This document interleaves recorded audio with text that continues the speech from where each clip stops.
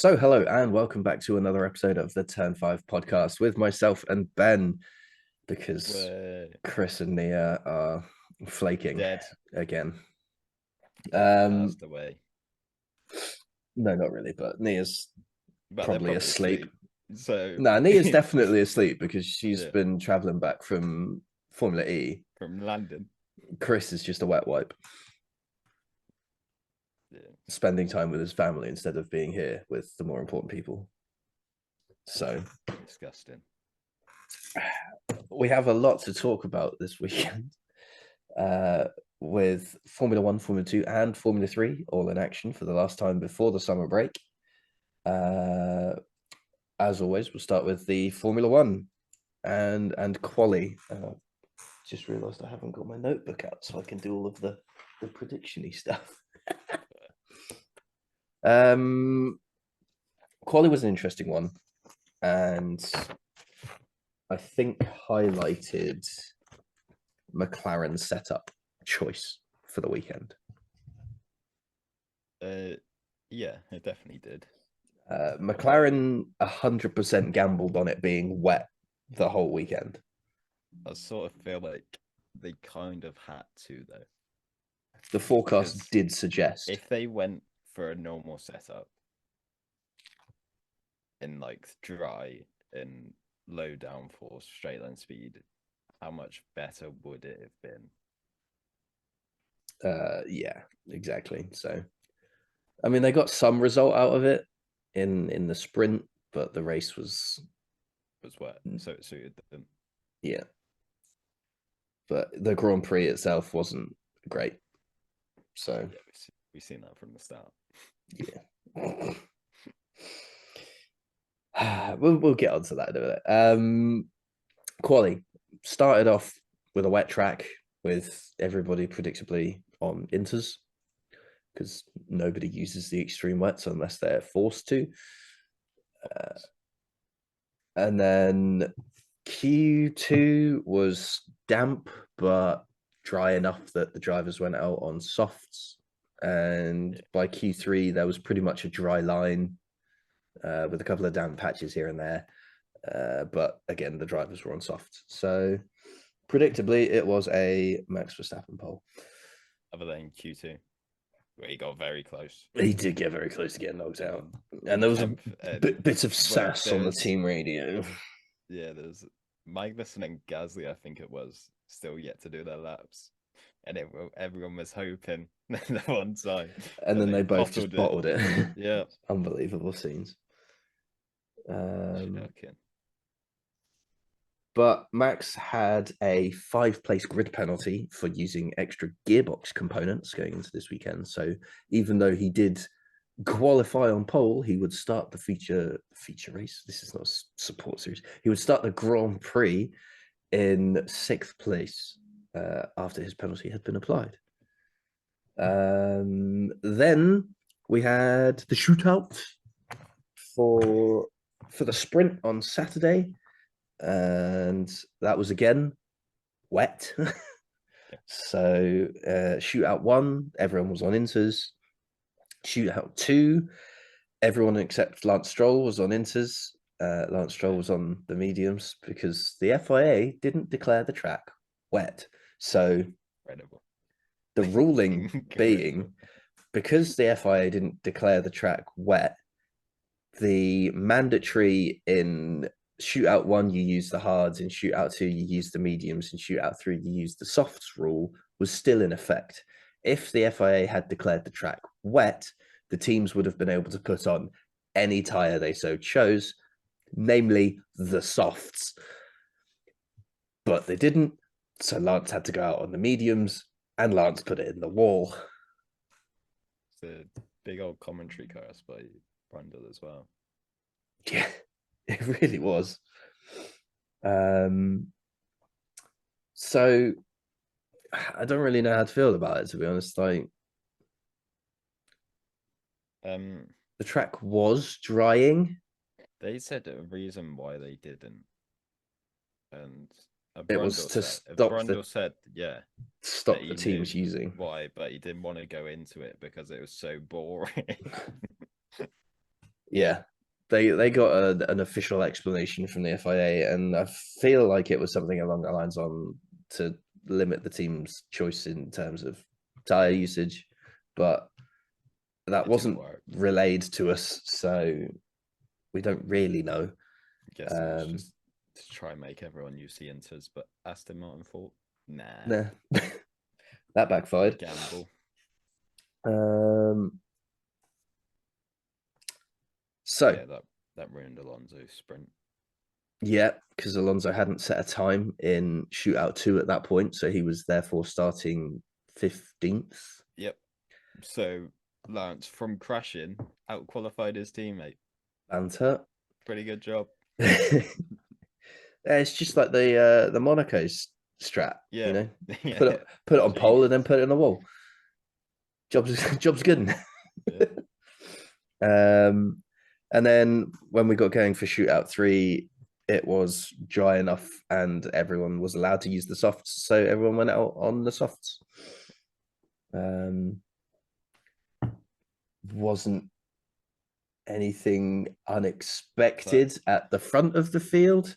Max Verstappen leading the way. What was the shock was quite how close Oscar Piastri managed to get by virtue of 11 thousandths of a second. was that also when George ruined Lewis's lap? Was that in quali, normal quali? Because he Oh, I locked up don't know. into turn one Yeah, and and then had a completely really bad destroyed. run through Eau Yeah, Rouge Radion. And completely destroyed both of their laps. That I'm pretty sure it's a sprint because those qualified 10th, mm, and in normal he qualified 4th, so it must have been a sprint. So yeah, that was good for them. but yeah, so the front three in the sprint shootout was Verstappen, Piastri, Sainz. The sprint was still a bit damp, um, to the point that they had to start behind the safety car on a rolling start on the extreme wets.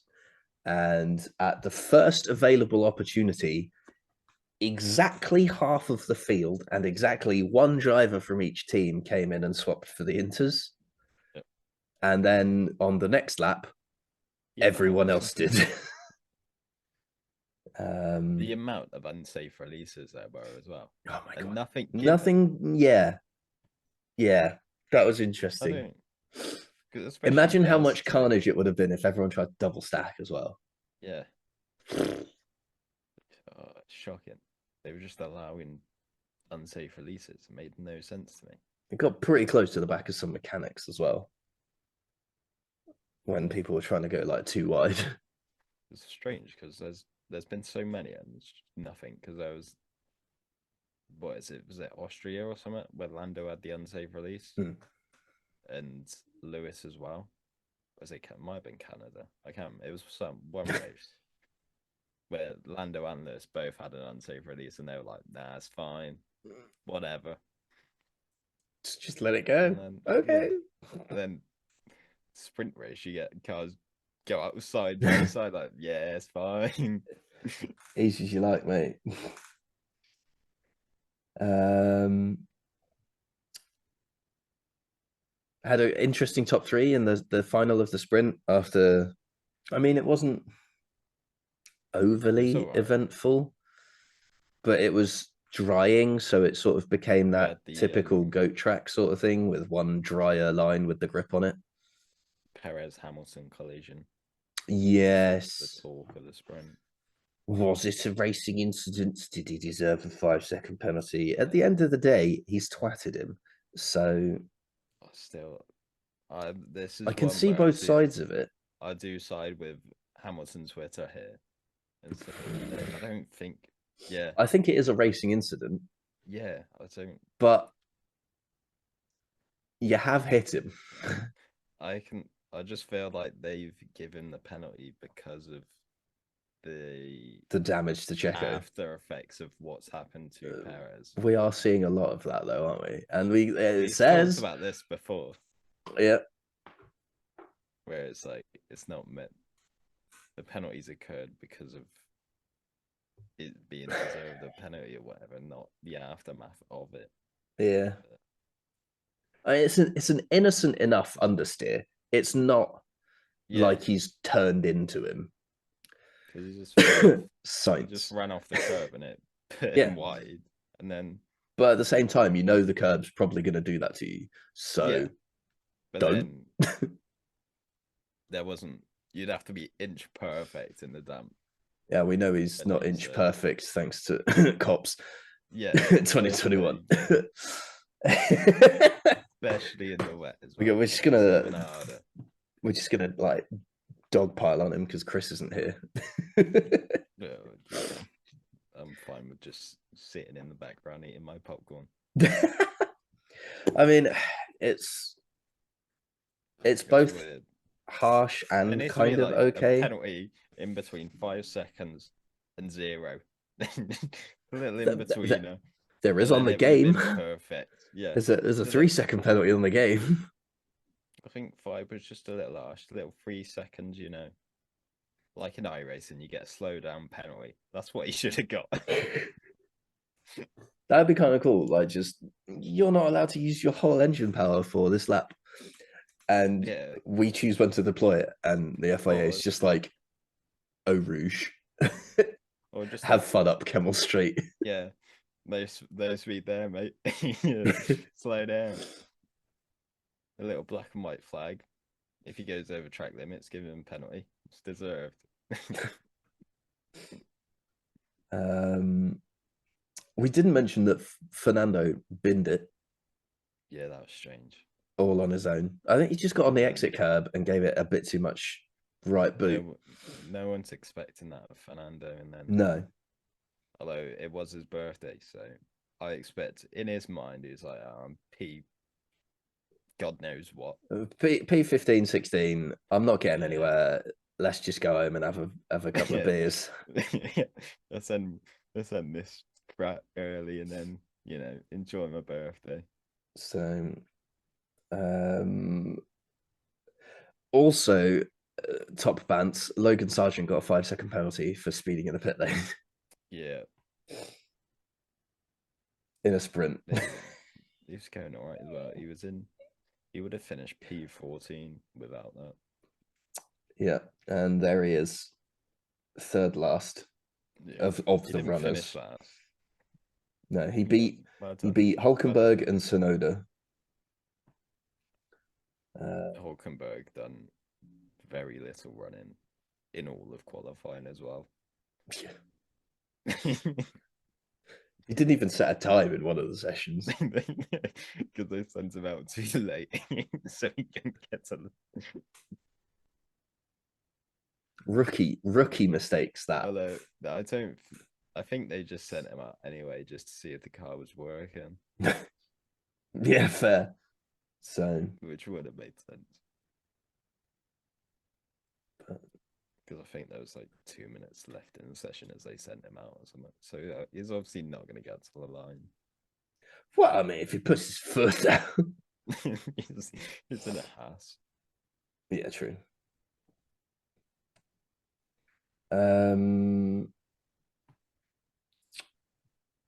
And then we moved on to the Grand Prix. So, well, sprint podium. One last thing about the Oh, sprint. Verstappen won a cap. What? Why? and they got given like little glass. Plaque or something. Yeah, But what? Why does he need the hat? he doesn't. He's not going to wear it because he's got a Just throw it sponsorship away. deal to wear his other hats. Yeah.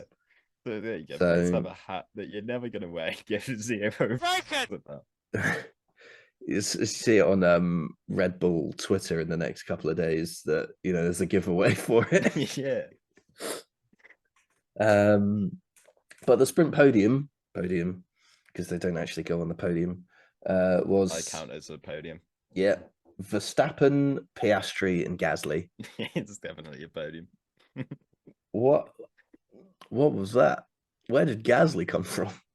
But he parked the bus, didn't he? He had Hamilton on his back. Mm. And then he had 5 second penalty, so yeah, it was all right. But Easy as you Hamilton like. still couldn't overtake him. So speaking of Gasly and Alpine, Otmar's gone. Yeah, that's funny. He's come up with some belting quotes as well. Oh, has he? Absolute belting. There's I told there we go. Change takes time. I signed some good people from other teams, but they don't join until 2024 or 2025. I always say you can't get 9 women pregnant and hope to have a baby in a month. What kind of a what kind of a quote is that? The Oh most my stupid saying God. in the world. Imagine that. Well, you can't get 9 women pregnant and have to have a baby in a month.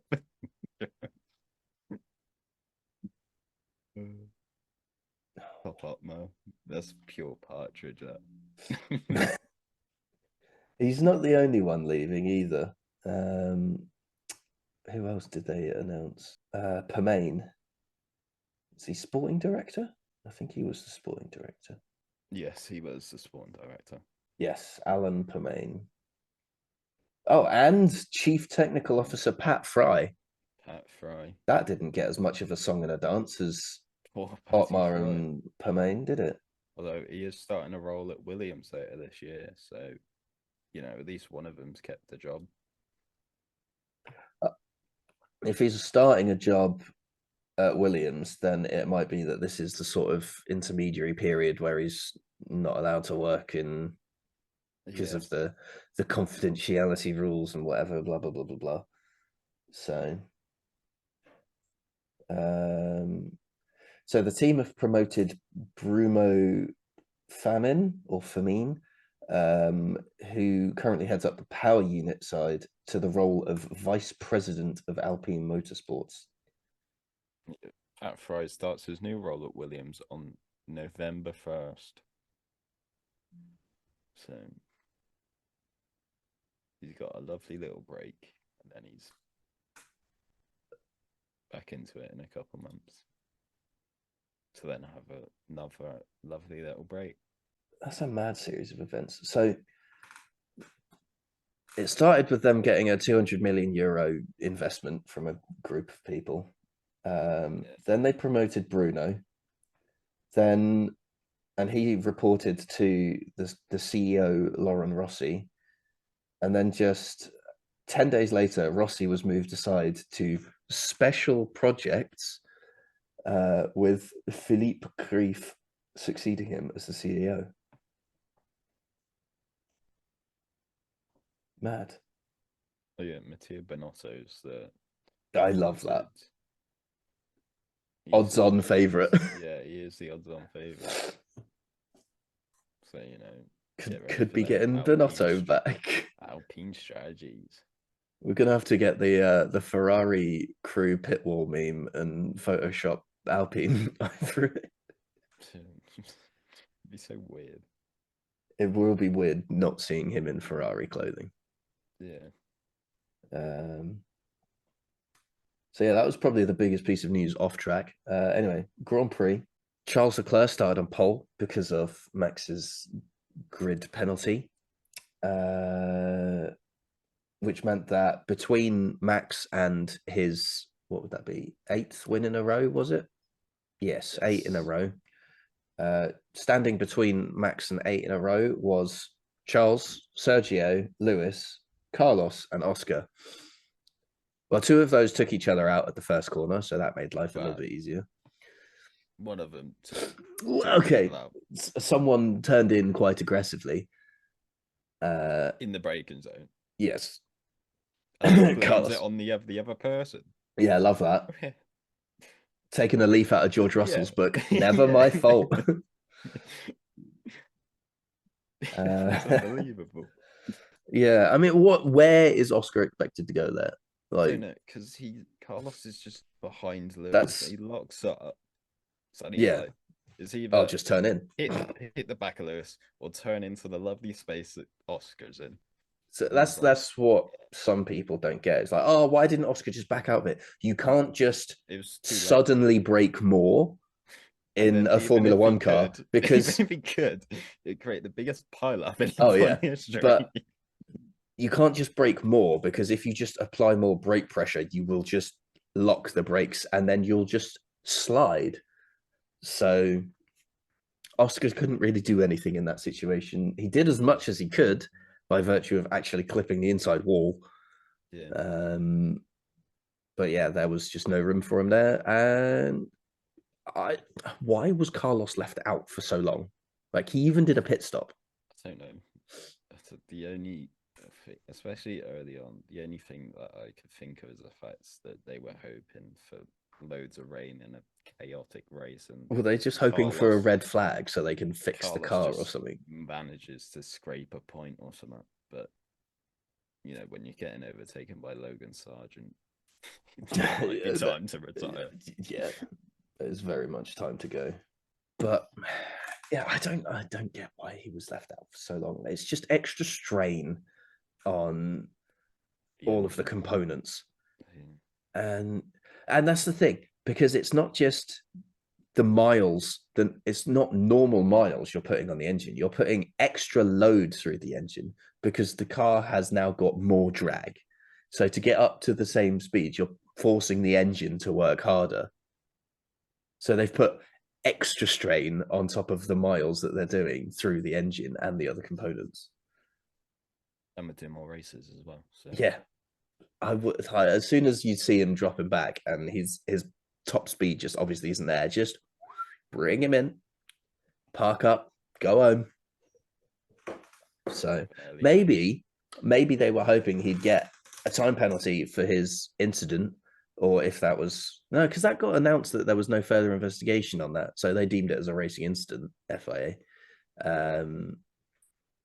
So even that got to. So it's not like they were waiting for him to get a 5-second penalty and then retire him after having the 5-second penalty, so that it wasn't converted to a grid drop for the next race. Like, there's not even that excuse. I do deem it as a racing incident. I Yeah, just it's don't like the fact that Carlos is blaming Oscar for it. yeah, it was definitely Carlos's fault. He's the one that locked up. So, but fair play to Carlos. He's doubled down on the card that he's playing. yeah, He's playing the blaming game. he's putting his house on it. a house built on sand. Yeah. So, other than that, it took Verstappen all of 7 laps to get into second place. Yeah, he was chilling behind Charles for a bit, wasn't he? Just saving tires and God knows what. And then he's like, now it's time. See you later. 3 seconds behind your teammate. Lovely jubbly. Then the round of pit stops came, and he was even a little bit closer to Perez, and then just sent one, and that was it. Yeah. He just drove off into the distance. And it was falling backwards more and more because of Mercedes engine. Well, I think it was more setup, to be honest with you. Yeah, Mercedes engine. Yeah. I would just keep blaming Mercedes engine. So much better. Wow. I don't care that the Williams is an absolute rocket ship in a straight line. Doesn't bother me one bit. Even though that's exactly the same engine. Yeah. Still Mercedes' fault. I mean, Lando still managed to somehow get seventh. He scraped 7th. I don't know how. He done 26 laps on softs. Yeah, that's outrageous.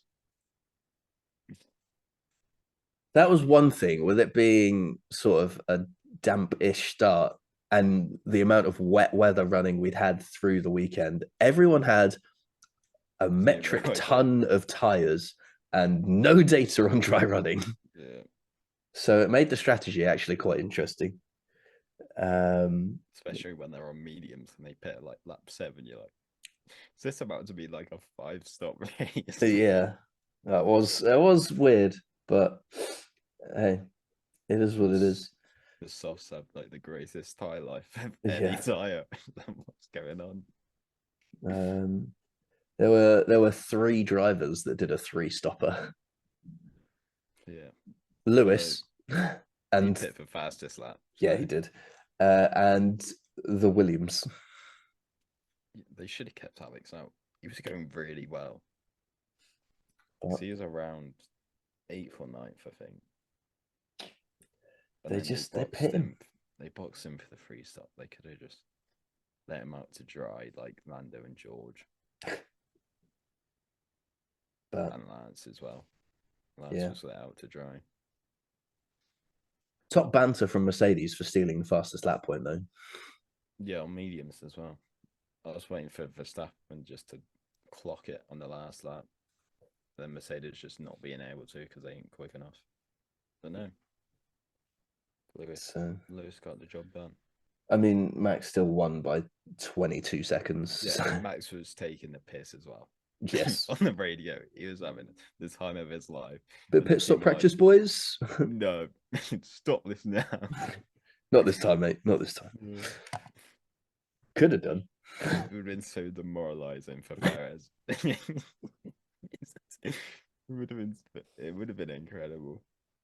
Your teammate starting 6th is the best chance you got of winning a race.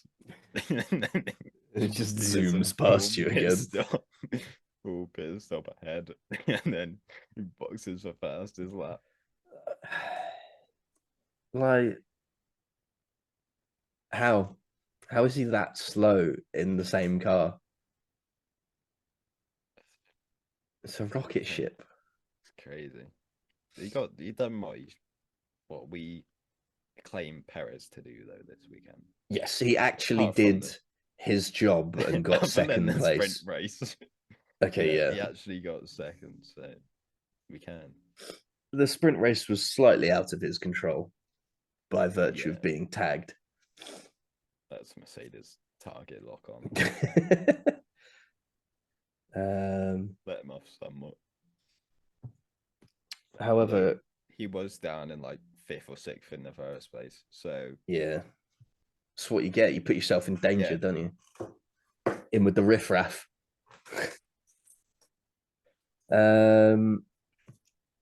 It means that my bold prediction was rubbish, and thanks Carlos for ruining that on turn 1. Both Ferraris top 6. No. Nia said Alpha Tauri points. Yuki scraped one. He got his third yeah, P10 that's of the 'cause season. I thought it was to change from Mercedes out qualifying Ferrari, Yeah. and that would have been wrong as well. So Yeah. Chris said Verstappen to copy his iRacing. Well, he didn't. So, sorry, Chris. we made And that up for him, didn't we? we did, yeah.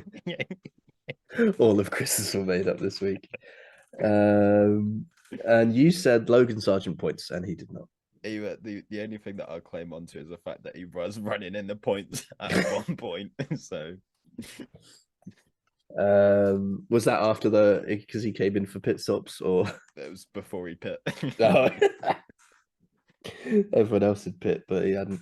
I haven't actually checked what the lap down showdown was this week, so I'll come back with that in next week's episode.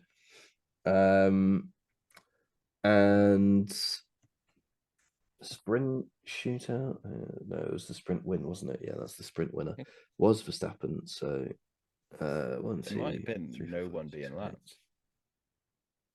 It is a possibility, but I haven't checked, so I can't In confirm last or place deny. is Hulkenberg, and he's 1:50 behind. So Yeah, but there could have been a point during the pit stop cycle where someone got lapped and then they finished no laps down. So we'll just have to check it. We have to do our due diligence. Chris scored a fat 0 points on the podium prediction this week. He's had a shocking weekend. He's had a mare. I scored 6 points. Sonia scored 3 points, and you and Nia both scored 8 points. Yeah, well done, Lando. Which means that Nia, heading into the summer break, leads the championship by 1 point. I should have put Perez second. Yeah. I put Perez third. God damn it. How far behind am I from everyone? So Chris. Well, plus 8 points puts you on 50, which means you have overtaken Chris.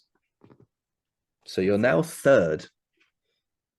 So I've been You've moved from I've, last to third in 2 race weeks. nice. I am on 56, so you're 6 points behind now. Well, Can I 7 points behind Nia. can I make your predictions for Zambo? Absolutely not. Or... Not having that. Um, yes, so it's the summer break, so we don't have to do any predictions for a while now. So we can move on to Formula 2. Quali. Busy weekend. Quali was a race against the rain because everyone on the team radio said rain is coming in 6 minutes. And then Nice. Josh Mason on his F2 debut popped it in the wall on the exit of No Name. Oh, Ouch. So that red flagged the session. And then rained. they managed to get out, and everyone went out on softs. And the Prema boys went out first and just went for it. And when they were coming through Stavilo at the start of Sector 3, it was absolutely chucking it down.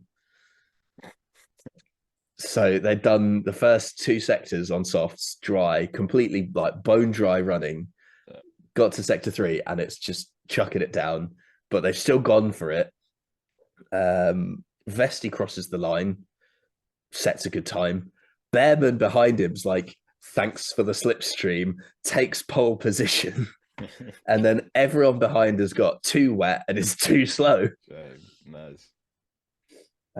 So it's like one of the first times, and probably one of the only times, that you'll see that drivers completed lap times outside of the 107% rule and were still permitted to start because a change in climatic conditions was issued by the FIA, which basically scraps the 107% rule because it deemed that it went from dry to wet. So you were never going to get close. Yeah. Which is fair enough. It meant the front three for Quali was Ollie Behrman, Fred Vesti, and then Victor Martins. It also means that we've probably got one of the most spread fields of times because the FF2 is normally quite close, right? The top three, Behrman to Vesti, the gap was just over 4.5 tenths from pole to second. Pole to third, 1.7 seconds. And then pole to 18th, because 4 drivers didn't even set a time. Pole to 18th, 7.7 seconds. Nice. That's your difference in dry running and wet running. Sprint race. Oh boy. Got off to an okay start. Reverse grid pole was Jehan Daruvala, who led from the front until we cut back to the live broadcast after watching some race start replays, and he's pulled into the pits. You don't need to make a pit stop in the sprint race, so what was he doing there? And then we spotted his headrest wasn't in the car. Where's that gone? And then it cuts to a replay where his headrest is like just sort of lodged. The halo. And then he comes into the bus stop chicane and it just yeets itself out of the car. So, I mean, fair play to him. He immediately came into the pits because he knew he was just going to get meatball flagged and told to box anyway. But the gutting bit is the team didn't have a spare in the pit lane. So he just had to retire. So he lost the race lead, essentially. Which is gutting to lose it on such a thing as a headrest. It promoted Richard Verschoor into the race lead, who was overtaken in the end by Fittipaldi. He had a good weekend. He had a very good weekend. But then Verschoor finished second on the road, and it was released later that he was disqualified from the sprint race for non-compliant throttle mapping for the formation lap and race start. Basically, he had a bit of the old, well, he had the assists on too high. He's using So traction control. pretty much, yeah. So that meant that the sprint race podium was Fittipaldi, Pourchaire, and Hauger being promoted up into third there. Then we had the feature race where two of the Red Bull juniors came together at Les Combes. Iwasa into the side of Hauger. Iwasa was given a penalty that has been converted into a grid drop after he didn't finish the race. So Iwasa will have a 5-place grid drop when F2 next go racing. And then Hauger was disqualified by virtue of the black flag being flown, which is not every race you see one of those, because he was bump started by the marshals. So yeah, the rule is you're not allowed to receive any external assistance, or you can't rejoin the race after receiving external assistance. It's primarily just for the safety of the marshals, so that you know the drivers aren't trying to get the marshals to push them in a dangerous situation. It wasn't really a dangerous situation in this time because the safety car had already been deployed, and it was lap 1, so the field was very much still bunched together. But it's just for it's a safety thing. The ruling has changed various times over the last couple of decades, but it's pretty much just going to be no, and just safety standpoint, which is understandable.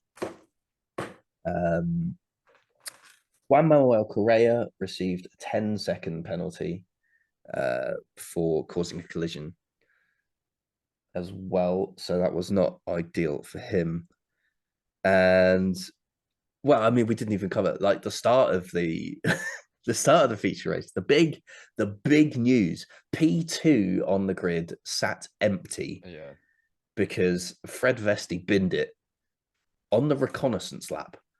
So the lap from the support paddock round to the grid, he applied the brakes on the entry to Les Combes and veered off into the wall. And that was it. Race done. Victor Martins, it must be said, did something similar, like right at the top of Radion, but only like damaged his front wing. So they just put a new front wing on when he got to the grid. So he got a bit luckier. But yeah, championship leader out. Not ideal. Not what you want. No. Which means we have a new championship leader, but we'll cover that in a second. The podium for Formula 2 was Jack Doohan, who has now won back-to-back feature races and back-to-back feature races at Spa. So he won there last year. He wins there this year. I think he quite likes it at Spa. But that means he's hauled in a nice 50 points over the last two feature races. Second was Théo Pourchaire, and third was Fittipaldi again. So double podium for Fittipaldi, double podium for Pourchaire. Not what Vesti wanted, given that he didn't finish. But the championship lead isn't as big as it could have been, having given the fact that Doohan won the race and not Pourchaire did, because Pourchaire was leading and Doohan managed to get the overtake done. It means that the F2 championship in first place is now Théo Pourchaire on 168 points. Fred Vesti is in second now on 156. Third is Ayumu Iwasa on 134. Jack Doohan is in fourth now on 130. Victor Martins is in fifth on 120. And rounding out the top 10 is Ollie Behrman, Fittipaldi, Verschoor, Hauger, and Zane Maloney. And that brings us to F3. F3. Quali was a wet session, but it wasn't raining. So basically, the longer the session went on, the more the times just came down. Pepe Marti put it on pole, and for the first time this season, Gabriel Bortoleto qualified outside of the top 10 and crucially outside of the top 12. So he wasn't involved in the reverse grid for the sprint race.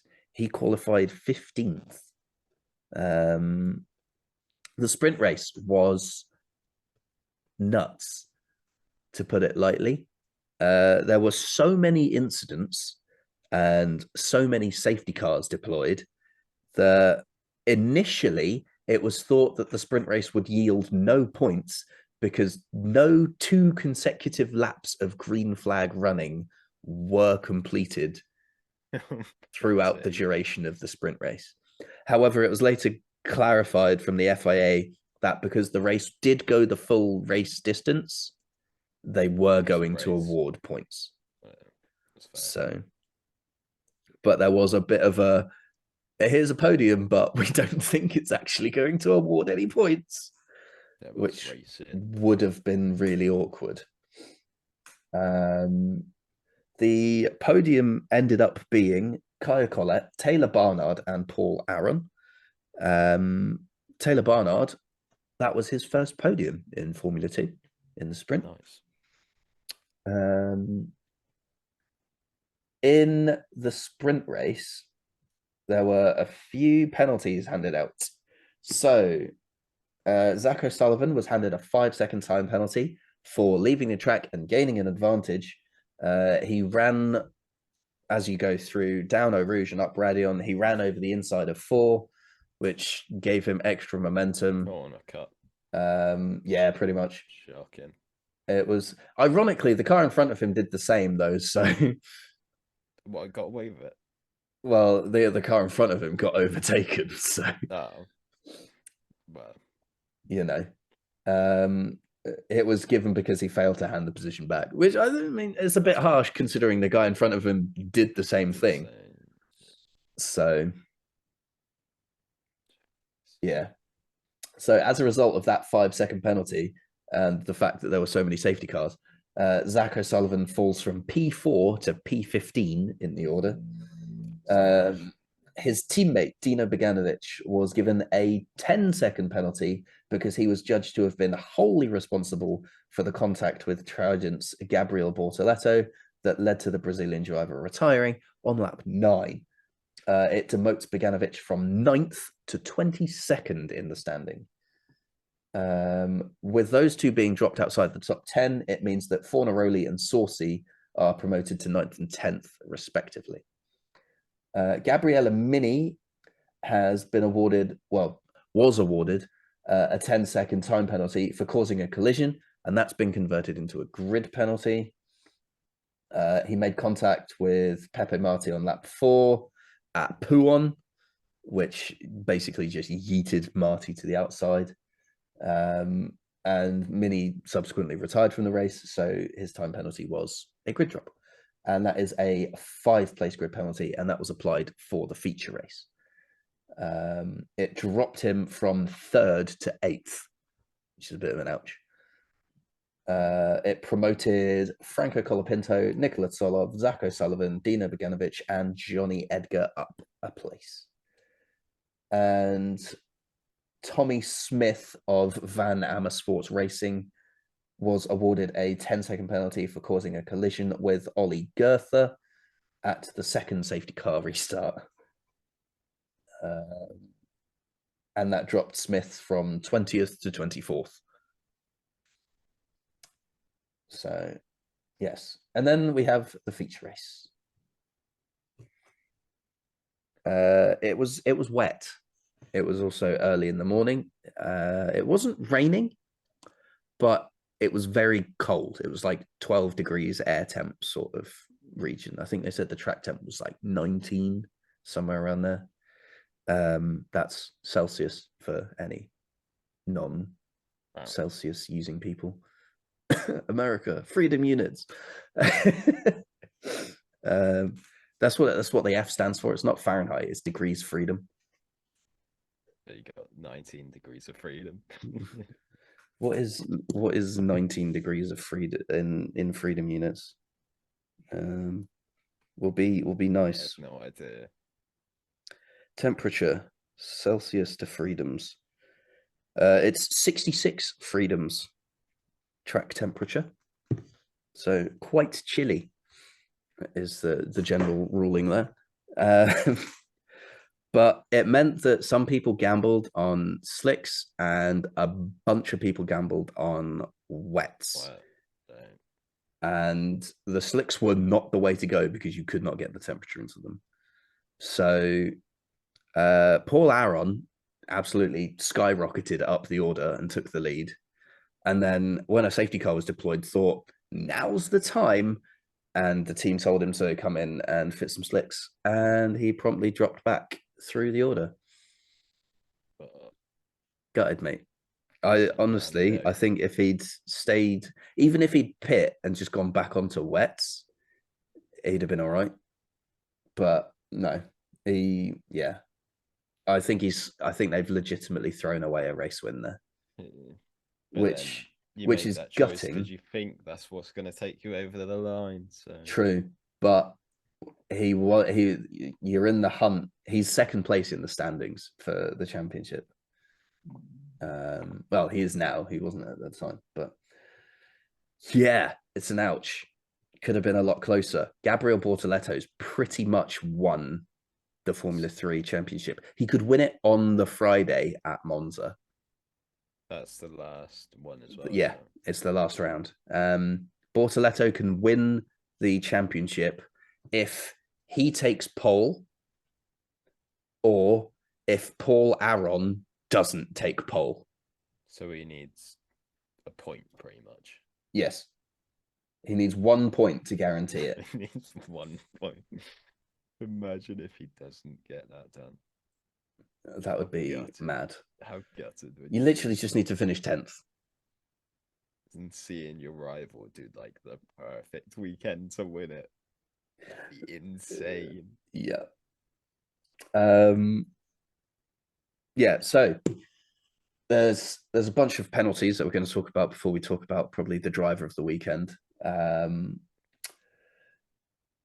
Luke Browning received a 10-second penalty for causing a collision. He made contact with Ida Cohen at turn 8, which gave Cohen a puncture.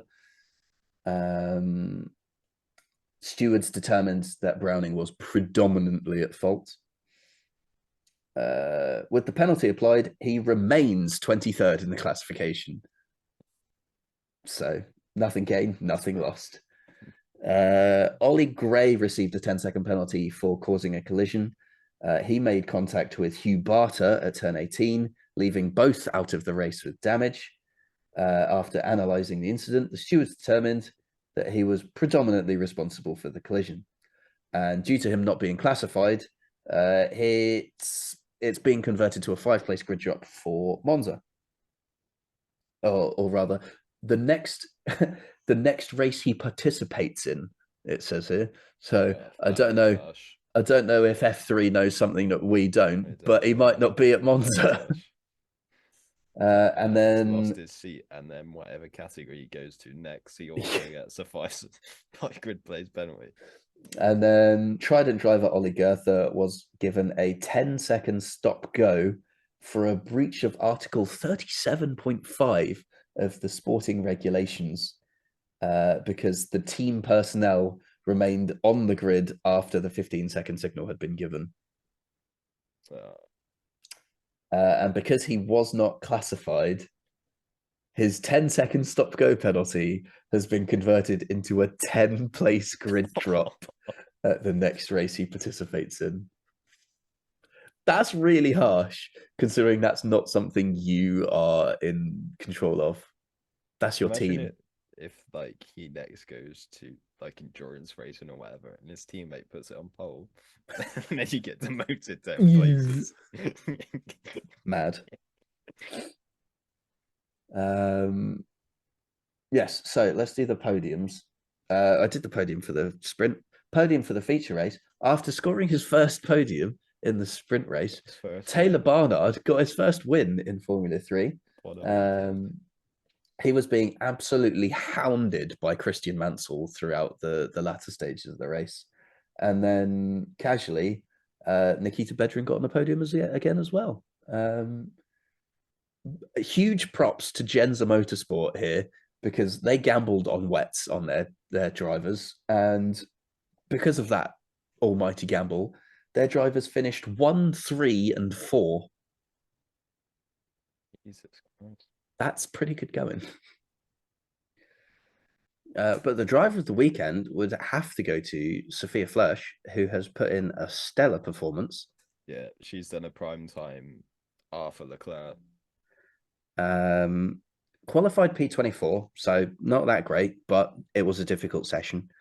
But in the sprint race, went from P24 to P12, and then in the feature race, went from P24 to P7. And in doing so, became the first female driver to score points in Formula 3. Lovely stuff. That is, yeah, huge congratulations there. Yeah. What a drive. Great. Well, what drives, plural. Like, in the sprint race particularly, keeping your nose clean seemed to be the biggest challenge. And she's carved her way through a field and got up to 12th. And then in the feature race, had the wets on, drove past everyone like they weren't there. See you later. Yeah. I mean, at one point, she was as high as, I think it was P5, but a couple of the other, I mean, it was just the run down the Camel Straight, basically. It was just like, you can't defend that.